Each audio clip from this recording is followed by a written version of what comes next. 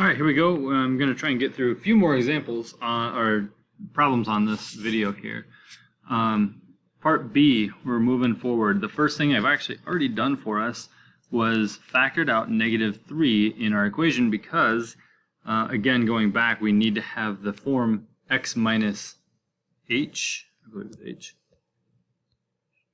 Yeah, so we need to have the b in a parentheses outside of our x.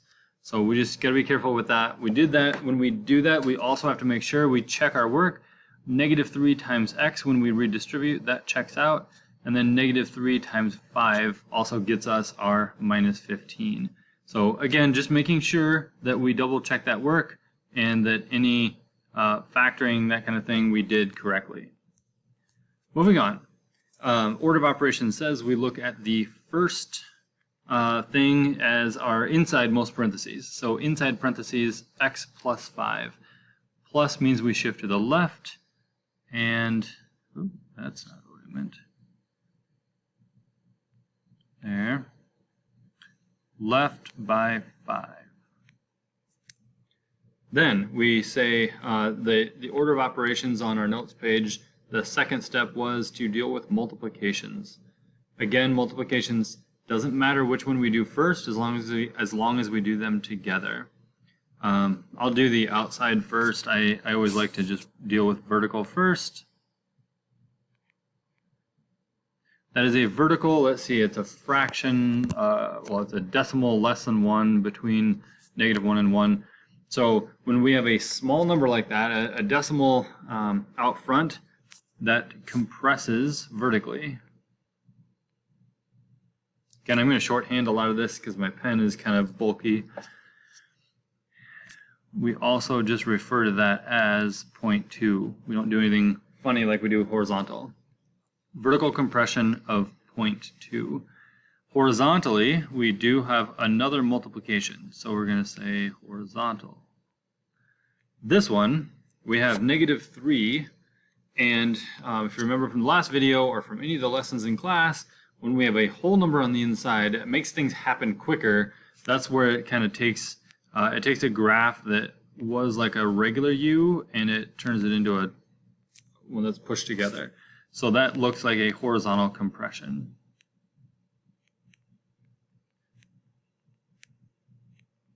Compression by, again, we got to make sure that we say that as a reciprocal. Vertical, we don't do that, but with horizontal, we always describe it as the inverse.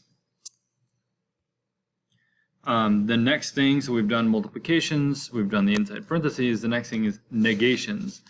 This one we have both reflections across the x and the y. When it's on the inside, that is a reflection across the y-axis.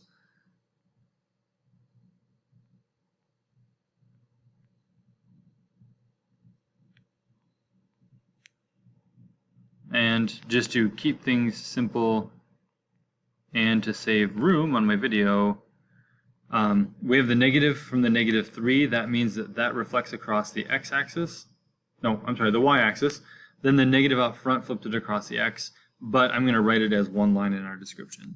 The last thing it says to do is deal with the adding, subtracting, but we don't have any. It's just the parentheses ends at 15.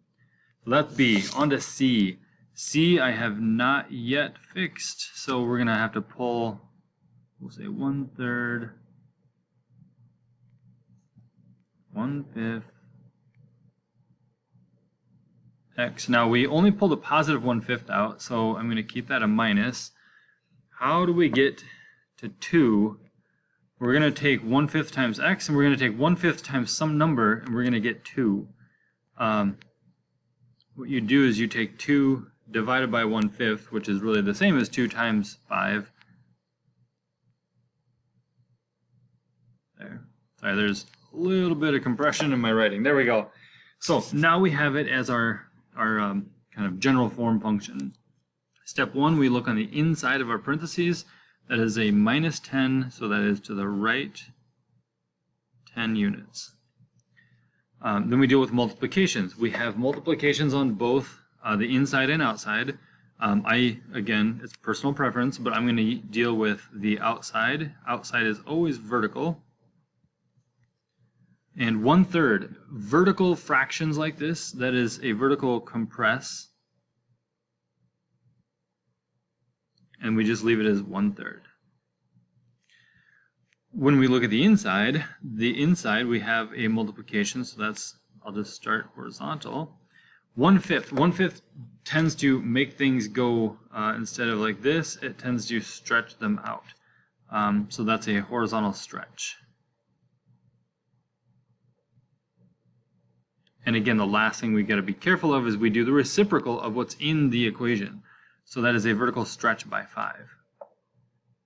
Let's see, we got that. And then the last thing, we've done our multiplications. There's no negative. So no negative in front, no negative in the inside of the 1/5 x. So we're done with that. We just look at our plus and minus, adding, subtracting. There's a -6, so that is a shift down by 6. And that's that one. I'm just going to stop the video here. I think we get the point. If you need help on D, you can always come find me, but I think 6 minutes is plenty here, and we'll move on to the question 2 style problems here in the next video.